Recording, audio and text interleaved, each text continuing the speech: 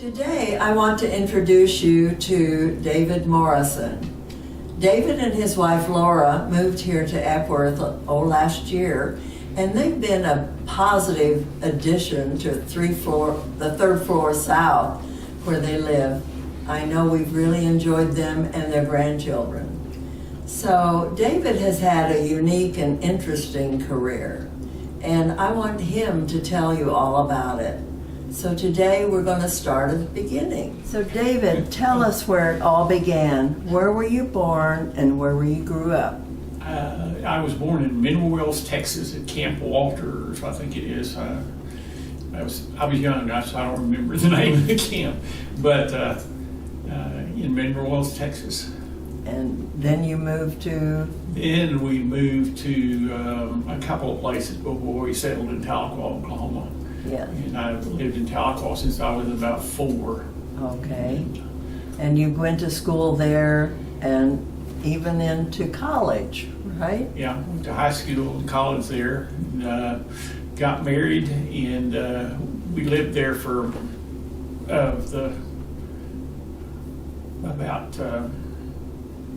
most of our 56 years together. We lived in Tahlequah. I know you go back once in a while even now. Yeah, we still go back. Okay. And when you went to college there, you majored in what? I majored in chemistry. Okay. And I know you took a summer job. And tell me about that summer job that changed your life. Well, the last summer job that I had when I was in college, I worked for Greenleaf Nursery out on Lake Tenkiller, doing soil testing and some other stuff. And that kind of piqued my interest in the nursery industry and the fact that I was an outside guy and wanted to work outside. And that started you on your career, I know. So tell me, where did you also furthered your education here in Oklahoma, right? Yeah, after I finished at Northeastern, I went to OU and did all the coursework toward my PhD in chemistry, and decided I didn't really want to do that. So you and Laura moved to California because I had connections with a nursery out there through the nursery in Tahlequah, and they helped me get a job with the world's largest nursery out there. I worked out there.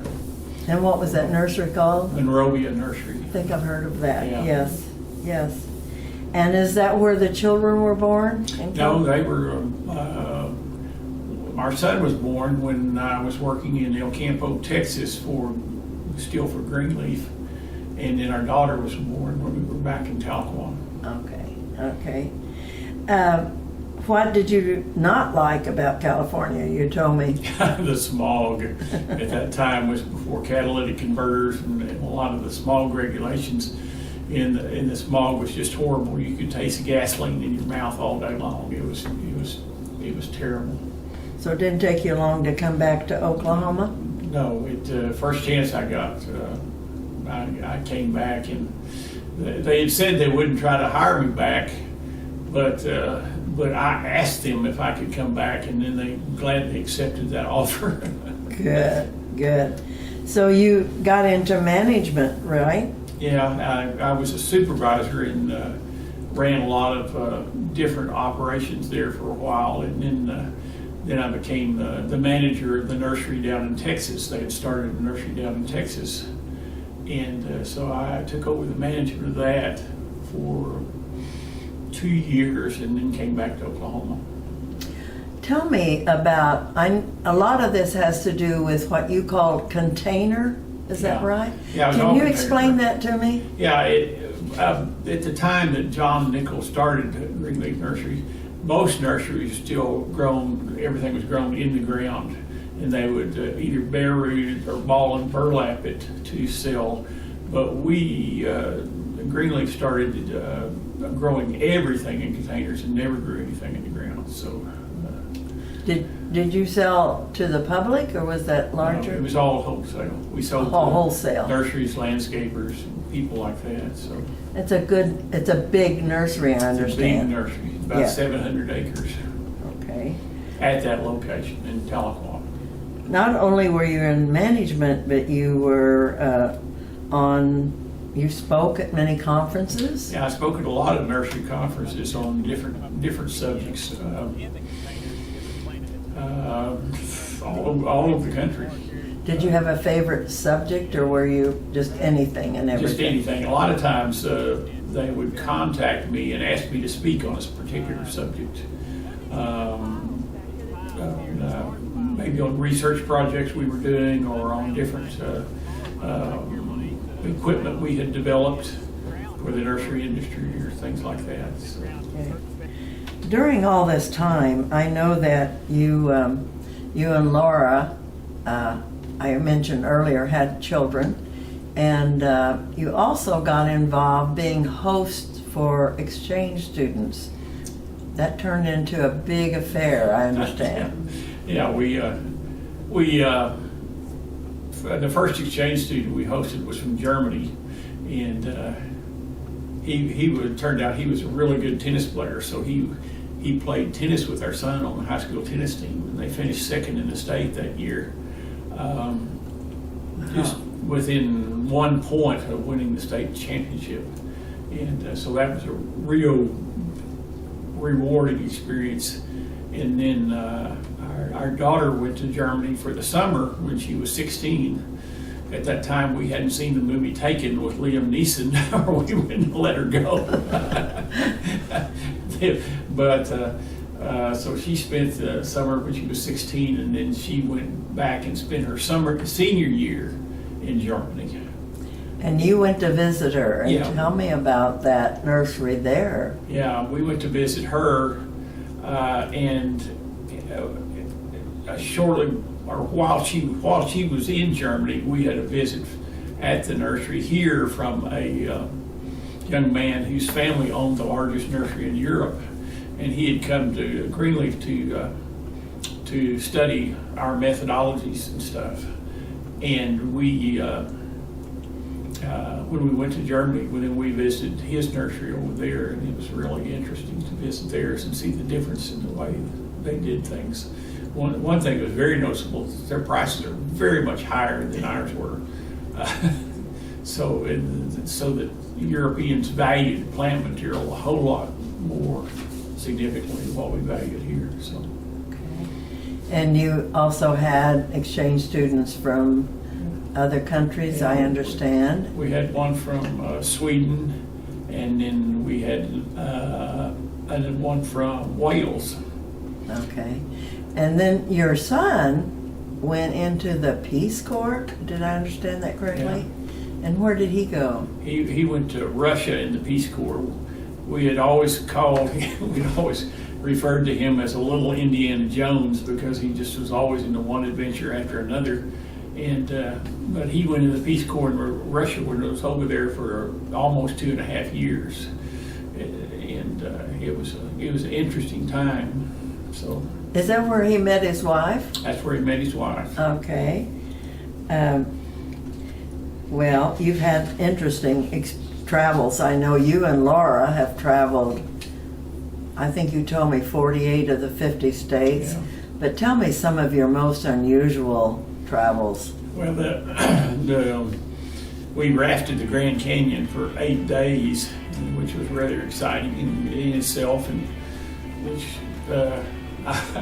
it wasn't something I wanted to do, so I did it reluctantly because I'm not a water person. She had always wanted to do it, so David gets drugged along on it. Yeah, right. But we had a lot of interesting travels. We did a lot of river cruises in Europe, and then we went to Machu Picchu and the Galapagos Islands and the Amazon jungle, and enjoyed a lot of things like that. So That sounds exciting, very exciting. David, also tell us about that you had several years on the utility board. What did you do?